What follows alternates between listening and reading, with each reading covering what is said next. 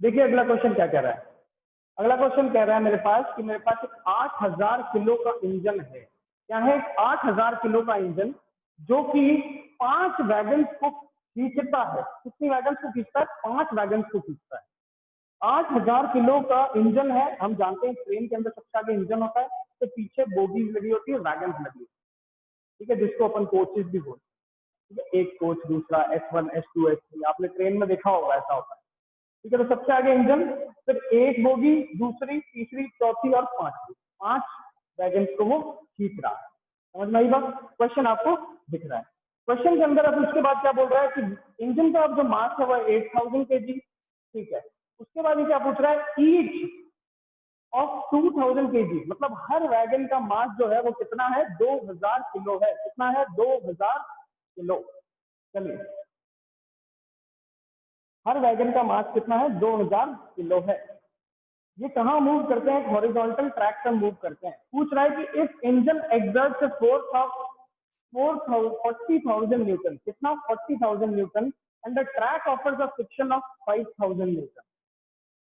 ये पूछ रहा है कि अगर इंजन जिस फोर्स से खींच रहा है वो फोर्स है 40,000 और जो फ्रिक्शन लगता है वो है 5000, तो मेरा नेट एक्सेलरेशन फोर्स कितना होगा? दूसरी बात पूछ रहा है कि एक्सेलरेशन ऑफ द ट्रेन कितना होगा। पहले अपन बात करते हैं नेट एक्सेलरेटिंग फोर्स की। इसकी बात net accelerating force. Net force क्या होगा? देखो, एक फोर्स लग रहा है आगे, इंजन हमेशा खींचता है, इंजन हमेशा खींचता है अपनी तरफ, आगे की तरफ खींचेगा। फ्रिक्शन क्या करता है? रोकने की कोशिश करता है। आप इमेजिन करके देखो कि जब अपन एक ग्राउंड पे फुटबॉल को किक करते हैं तो फुटबॉल कुछ देर बाद जाके रुक जाती है। क्यों? क्योंकि ग्राउंड और फुटबॉल के बीच में हमेशा एक रेजिस्टिंग फोर्स लगता है, फ्रिक्शन फोर्स लगता है, और वो फ्रिक्शन फोर्स इंजन से लगने वाले फोर्स जो आगे की तरफ ड्राइविंग फोर्स है उसके ऑपोजिट लगता है। ध्यान से देखो, कुछ देर बाद बॉडी जाके रुक जाती है ना, तो इसीलिए रुकती है क्योंकि वहां पर फ्रिक्शन लग रहा होता है। तो इंजन खींच रहा है 40,000 से आगे, फ्रिक्शन लग रहा है 5000 पीछे। नेट फोर्स कोई भी बता सकता है, तो हैंड रेस करके बताए। कुछ सोचो, इंजन खींच रहा है आगे, फ्रिक्शन फोर्स लग रहा है पीछे, नेट फोर्स कहां लगेगा? आगे लगेगा। कैसे लगेगा? देखते हैं अभी।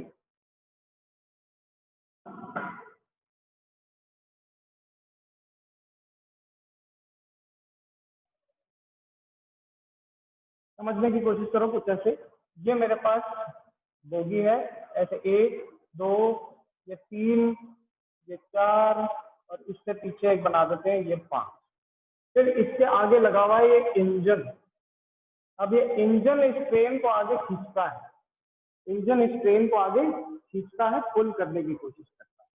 जब ये इंजन इसको आगे खींचता है, पुल करने की कोशिश करता है, तो बस इसको समझ जाना है कि आगे की तरफ इंजन ने कितना फोर्स लगाया होगा? 40,000 न्यूटन का फोर्स लगाया होगा।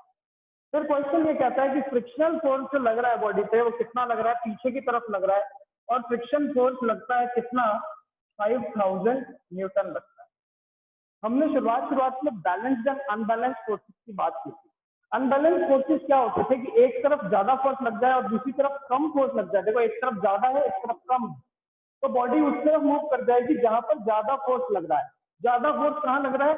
इंजन लगा रहा है, तो इसीलिए ट्रेन आगे मूव कर रही होगी। नेट फोर्स की बात करेंगे तो देखो, यहाँ पर 5000 न्यूटन फ्रिक्शन लगा रहा है। क्या लगा रहा है? फ्रिक्शन। और ये 5000 न्यूटन इस 40,000 न्यूटन में से 5000 को मार देगा। नेट फोर्स को अपन से पूछेगा तो क्या आएगा? 40,000 माइनस 5,000।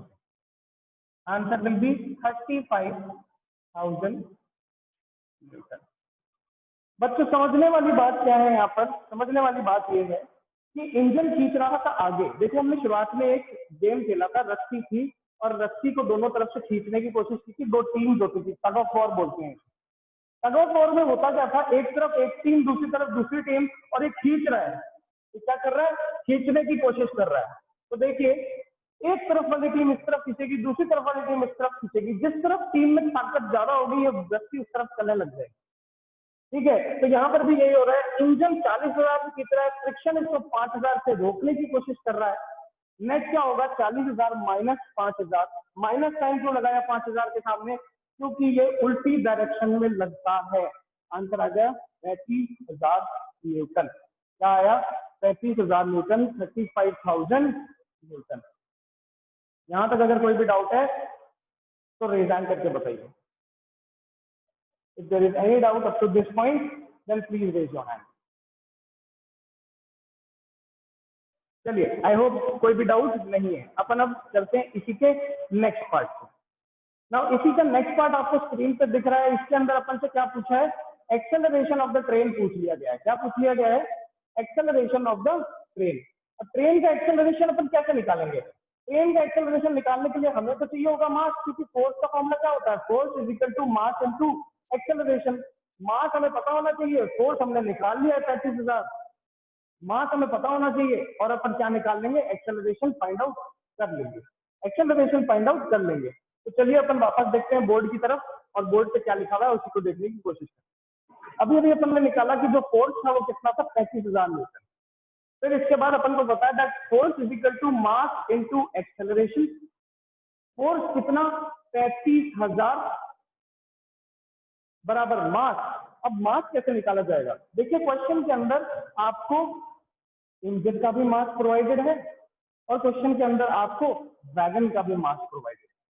क्वेश्चन के अंदर अपन को इंजन का भी मास प्रोवाइडेड है, क्वेश्चन के अंदर वैगन का भी मास प्रोवाइडेड है। क्वेश्चन के अंदर आपको दिख रहा होगा कि दैट ईच बोगी और each wagon weighs 2000 kg and engine weighs 8000 kg। Engine का वेट कितना है, 8000 kg है। तो चलिए मास निकालने की कोशिश करते हैं। ये हो गया 8000, ये भी हो गया 2000, ये भी हो गया 2000, एंड सिमिलरली ये सारे के सारे क्या हो गए, 2000 kg के हो गए। तो देखिए 8000 plus 2000 plus 2000 plus 2000 plus 2000 plus 2000, तो नेट मास कितना आ जाएगा बताइए, 2000 इंटू 5 प्लस 8000। क्लियर, क्या आंसर आएगा यहाँ से, आंसर आएगा 2000 into 5 is equal to 10,000 plus 8000 mean 18,000 kilogram. इसको अपन यहाँ पुट कर देंगे 18,000 kilogram multiply by acceleration. Answer आएगा एक्सेलरेशन का a is equal to 3500 divided by 8000 and this will be your final answer. यहां तक अपन ने क्या निकाला, अपन ने सबसे पहले फोर्स निकाला, फिर force is equal to mass into acceleration वाले फॉर्मूले में पुट किया, और पुट करने के बाद अपन ने एक्सेलरेशन फाइंड कर लिया है। कोई भी दिक्कत है तो हैंड रेज करके बताएंगे सारे बच्चे। इस क्वेश्चन में कोई भी दिक्कत आती है तो हैंड रेज करके बताइए। If there is any problem in this question, then please raise your hand. चलिए ठीक, मैं मानता हूँ इसके अंदर अभी तक कोई भी दिक्कत नहीं आई है। चलिए बहुत बढ़िया। इसके बाद आपको क्या दिख रहा है, सी पार्ट दिख रहा है। सी पार्ट इस क्वेश्चन का क्या कहता है, the force on wagon 1 due to wagon 2, sorry क्या कह रहा है, फोर्स ऑफ वैगन 1 2 पे कितना फोर्स लगाएगा, ये चीज पूछा जा रहा है। कैसे निकालेंगे बेटा, हम ये देखेंगे कि 1 और 2 के बीच में फोर्स कितना निकलेगा। तो उसके लिए अपन को पहले ये देखना पड़ेगा कि आगे की तरफ कितना फोर्स लग रहा है। जितना फोर्स नेट आगे की तरफ लग रहा है, न्यूटन कहता है थर्ड लॉ के हिसाब से उतना ही पीछे लगना चाहिए। सही बात है कि नहीं, every action has an equal and opposite reaction. इसका मतलब इस बॉडी पे जितना फोर्स आगे लगेगा, न्यूटन कहता है कि ये जो बीच में लिंक बना हुआ है इस पे उतना ही फोर्स कहाँ लग जाना चाहिए, पीछे की तरफ लग जाना चाहिए। And this is known as Newton third law of motion. Every action has an equal and opposite reaction. अब कोई मुझसे पूछे कि आगे की तरफ कितना फोर्स लगता है, तो वो अपन पहले निकाल चुके हैं। कितना लगता है, 35,000 न्यूटन लगता है। तो खुद सोच के बता दो, अगर आगे 35,000 लग रहा है तो वैगन 1 2 पे कितना लगा रही होगी, इतना ही लगा रही होगी। Clear, and so on so fourth. चलिए, तो ये मेरे पास क्वेश्चन यहाँ तक क्लियर हो चुका है।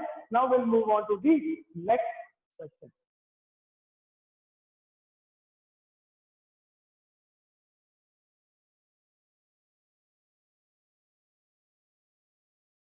इसके बाद आपको एक और क्वेश्चन दिखता है, क्या दिख रहा है question? An automobile vehicle has a mass of 1500 kg। 1500 kg का मास है एक ऑटोमोबाइल व्हीकल का, एक गाड़ी का मास है 1500 किलो। ठीक है, उसके बाद पूछ रहा है what must be the force between the wheel and the road if the vehicle is to be stopped with a negative acceleration of 1.7 metre per second square. Question के अंदर अपन को मास दे दिया, क्वेश्चन के अंदर अपन को एक्सेलरेशन दे दिया, क्वेश्चन ने आपसे पूछ लिया फोर्स। कौन बच्चा मुझे हैंड रेज करके बताएगा कि सर हमें फोर्स कैसे निकालना है अगर मास गिवन हो और एक्सेलरेशन गिवन हो? तो मेरे को फटाफट हैंड रेज करके बताओ, बहुत ही आसान क्वेश्चन है, मैं चाहता हूँ आप लोग सॉल्व करके बताएं। तो हमें मास दे रखा है, हमें एक्सेलरेशन दे रखा है, वो फोर्स कैसे निकालेंगे?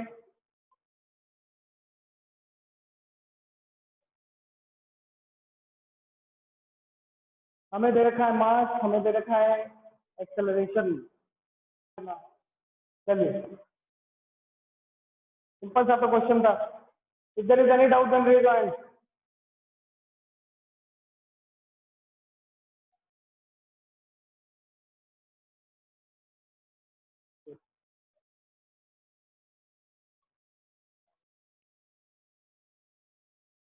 Now moving on to the next question.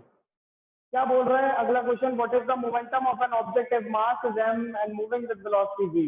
कौन बताएगा? रेज हैंड करके बताओ। आप हमें रेज हैंड करके बताइए कि मास और वेलोसिटी, मास और वेलोसिटी के बीच में क्या फॉर्मूला होता है मोमेंटम का?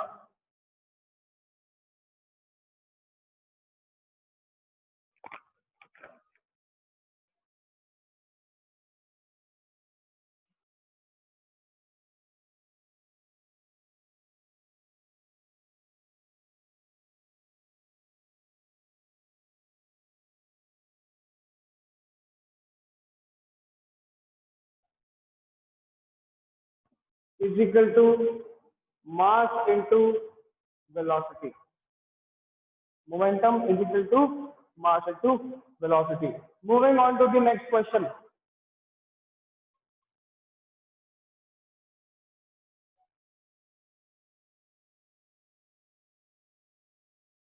Next question क्या कह रहा है? Using horizontal force of 200 Newton, we intend to move a wooden cabinet across the floor at a constant velocity. What is the frictional force that will be exerted on the cabinet?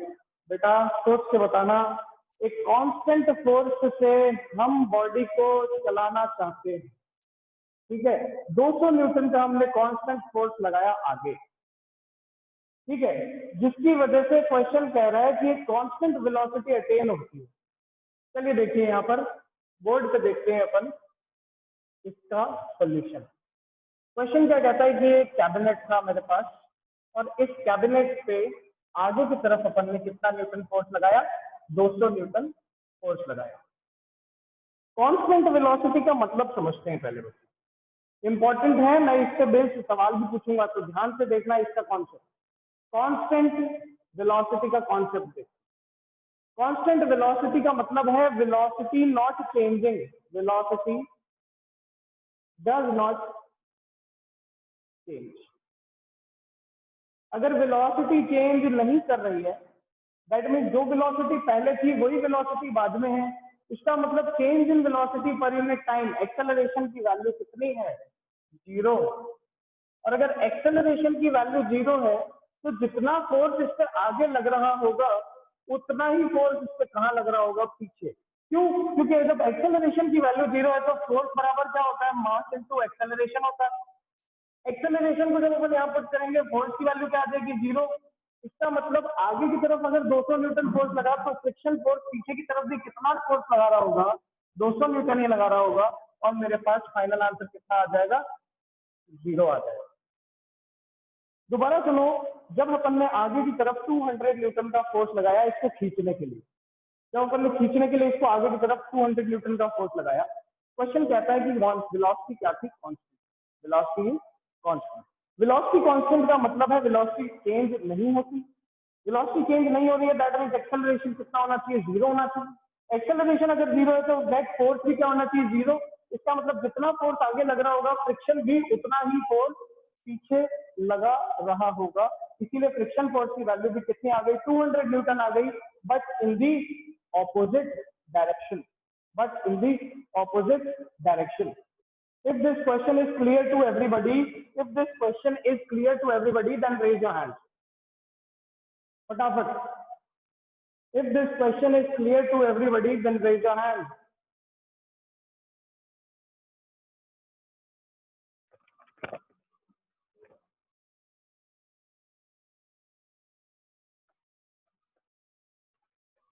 चलिए अपन ने ये वाला question भी देख लिया।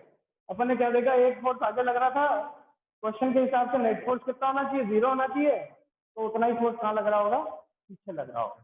Simple सी बात है। चलिए आगे next question.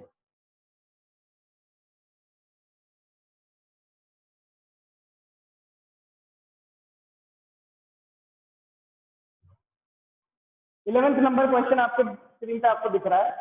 To object each of mass 1.5 kilogram are moving in straight line but in opposite direction. The velocity of each object is 2.5 metre per second before collision. देखिए बेटा किसका सवाल हुआ ये। बेटा ये क्वेश्चन पढ़ के मुझे आप लोग बताओगे कि ये किसका सवाल है, ये न्यूटन पहले लॉ का है, दूसरे लॉ का है, तीसरे लॉ का है कि कंजर्वेशन ऑफ मोमेंटम का है। अपन क्वेश्चन कल डिस्कस कर चुके हैं। मैं चाहता हूं कि आप मुझे बताइए ये किसका सवाल है। क्वेश्चन के अंदर क्या हो रहा है, कोलिजन हो रहा है, दो ऑब्जेक्ट टकरा रहे हैं एक दूसरे से, किसका सवाल होता है।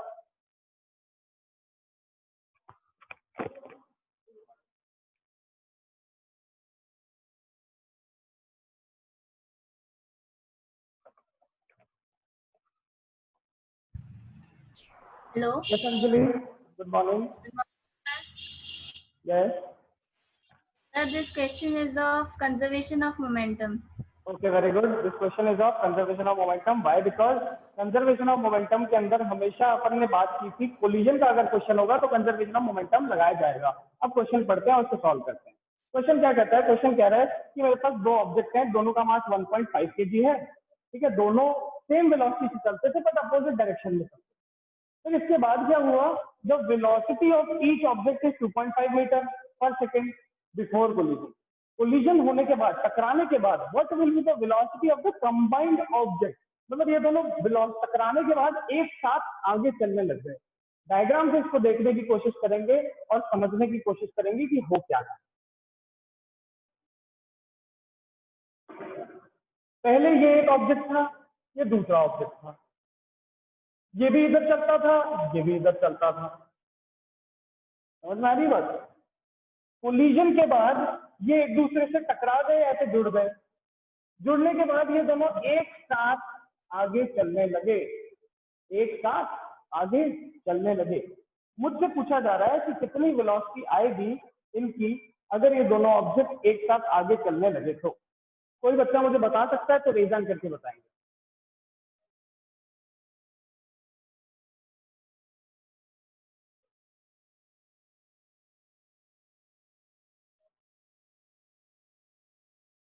चलिए अपन इसको सॉल्व करते हैं। क्वेश्चन में मास कितना दे रखा है, क्वेश्चन में मास दे रखा है 1.5 kg। कितना दे रखा है 1.5 kg। इसका भी मास है और इसका भी मास कितना है 1.5 kg। ये क्या है 2.5 मीटर पर सेकेंड, ये भी चलता है और ये भी 2.5 मीटर पर सेकेंड से ही चलता है। कुछ देर बाद आके ये क्या कर जाते हैं, कोलिजन कर जाते हैं, कोलाइड कर जाते हैं, कोलाइड कर जाते हैं।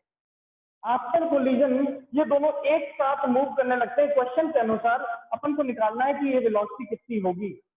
निकाल के देखते हैं कि ये वैल्यू कुछ आती भी है कि नहीं आती, कि 0 आती है। Let us suppose. चलिए क्वेश्चन के अनुसार कंजर्वेशन ऑफ मोमेंटम को अप्लाई करेंगे and the formula states m1 u1 plus m2 u2 is equal to m1 v1 plus m2 v2। ये क्वेश्चन कहता है। इनिशियल मोमेंटम की बात करो तो देखिए m1 कितना 1.5, v1 कितना 2.5 प्लस m2 कितना वापस से 1.5। वेलोसिटी उल्टी डायरेक्शन में, ऑपोजिट डायरेक्शन में चलते हुए आए कि सेम डायरेक्शन में चलते हुए आए। कैसे चल रहे हैं, same straight line but in the opposite direction. Question में अपन को दिख रहा है ऑपोजिट डायरेक्शन का मतलब होता है बेटा माइनस साइन लगा देंगे और 2.5 लिख देंगे, इजिकल टू कर देंगे। दोनों देखो बाद में क्या हो गए, कंबाइन हो गए, साथ में हो गए, तो इनका मास अपन क्या कर देंगे, add m1 plus m2, m1 plus m2 यहाँ पर करते क्या आ जाएगा 3 और into final velocity v। Check करो देखो 1.5 into 2.5, 1.5 into minus 2.5, this become 0 is equal to 3 times v and v की वेलोसिटी कितनी आ जाती है, 0 आ जाती है। क्वेश्चन के अनुसार दोनों ऑब्जेक्ट सेम मास के थे, सेम वेलोसिटी चलते हुए आए, टक्कर खाएंगे तो ऑब्जेक्टली क्या कर जाएंगे, रुक जाएंगे, इनकी फाइनल वेलोसिटी हो जाएगी 0। किसका सवाल था, कंजर्वेशन ऑफ मोमेंटम का सवाल। ऐसे सवाल अपन ने पहले कर रखे हैं, अगर ये चीज यहाँ पर समझ में आती है तो फटाफट रेज हैंड करके बताइए, फास्ट बच्चों फास्ट।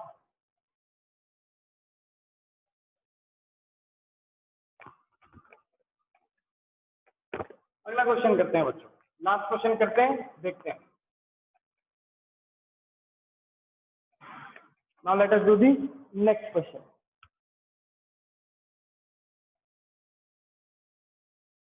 देखिए question number 13, a hockey ball of mass 200 grams traveling at a speed of 10 meter per second is struck by a hockey stick so that it returns to its original path with a velocity of 5 meter per second. Calculate the change of momentum occurred in the motion of the hockey ball and the force applied. अपन से पूछा जा रहा है कि पहली बात तो change of momentum बताइए और दूसरी बात ये बताइए कि फोर्स अप्लाइड यहाँ पर क्या होगा। हम जानते हैं फोर्स अप्लाइड का फॉर्मूला होता है बेटा change in momentum per unit time. क्या होता है, change in momentum per unit time, और चेंज इन मोमेंटम इसने पहले अपन से पूछ लिया, फिर अपन उसको टाइम से डिवाइड करेंगे और मेरे पास डायरेक्टली फॉर्मूला निकल के आ जाएगा। चलिए अब इसको अपन सॉल्व करने की कोशिश करते हैं।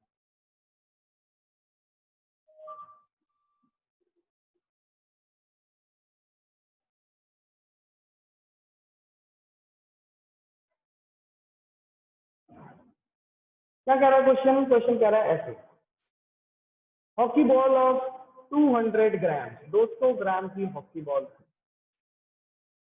ये एक तरफ चलते हुए आ रही थी, इसको बैट से अपन ने ट्राई किया। हॉकी के अंदर जो स्टिक यूज की जाती है वो कुछ इस तरीके की होती है, इस तरीके की स्टिक होती है ऐसे। इस स्टिक से अपन ने इसको क्या किया, स्ट्राइक किया। स्ट्राइक करने के बाद इसकी डायरेक्शन क्या कर जाती है, बदल जाती है। ये पहले इस तरफ आ रहा था तो बाद में ये इस तरफ जाने लगता है। बॉल आ रही थी अपनी तरफ, अपन इसको स्ट्राइक किया, स्ट्राइक करके ये दूसरी तरफ जाने लगती, तो ये दूसरी तरफ जाने लगती। पहले कितने से आ रही थी, 5 मीटर पर सेकंड से आ रही थी, बाद में ये कितने से चली जाएगी, 5 मीटर पर सेकंड से चली जाएगी in the opposite direction, in the opposite direction. हमसे पूछा जा रहा है, हमसे पूछा जा रहा है कि ये बताइए कि इसमें चेंज इन मोमेंटम कितना आएगा। तो पहले इनिशियल मोमेंटम निकालते हैं। देखिए एक डायरेक्शन को पॉजिटिव मान लो, तो देखिए इनिशियल मोमेंटम निकाला जाए, इनिशियल मोमेंटम इसके बराबर होगा मास इनटू वेलोसिटी। मास कितना, 200 ग्राम में है तो इसको किलोग्राम में कर लेंगे, डिवाइड बाय 1000 मल्टीप्लाई वेलोसिटी कितनी 5, पॉजिटिव मान लिया इस तरफ, दूसरी डायरेक्शन को ऑटोमेटिकली क्या मान लेंगे, नेगेटिव। तो देखिए फाइनल मोमेंटम भी ऐसे ही निकाल लेते हैं। देखिए फाइनल मोमेंटम कितना होगा, मास इनटू फाइनल वेलोसिटी कितना होगा, 200 divided by 1000 multiply by velocity. पहले उधर थी अब इधर हो गई तो माइनस से बना देंगे, -5 पुट किया, आंसर निकल गया। इनिशियल मोमेंटम निकल गया, फाइनल मोमेंटम निकल गया। चेंज इन मोमेंटम कैसे निकाला जाएगा, देखिए चेंज इन मोमेंटम निकाला जाएगा, change in momentum will be equal to final momentum minus initial momentum. Final momentum कितना आता है, देखिए आंसर आ गया -1 metre kilogram metre per second, और इधर आ जाएगा 1 kilogram metre per second. Put करिए आंसर, ये बना -1 is equal to -2 kilogram metre per second is the answer. कैसे निकाला, पहले इनिशियल मोमेंटम निकाला बेटा, फिर फाइनल मोमेंटम निकाला, एक वेलोसिटी पॉजिटिव ले ली, दूसरी वेलोसिटी अपोजिट डायरेक्शन में थी तो क्या ले लेंगे, नेगेटिव ले लेंगे और आंसर कैलकुलेट कर लेंगे। इस तरीके से हम क्वेश्चंस करते हैं किसके, इस तरीके से अपन क्वेश्चंस करते हैं लॉज ऑफ मोशन। चलिए आज की क्लास में अपन इतना ही देखेंगे। आज की क्लास में अपन क्या देखते हैं कि न्यूमेरिकल कैसे किए जाते हैं। अब मैं आपसे जो एक आधा डाउट है वो ले लेता हूँ।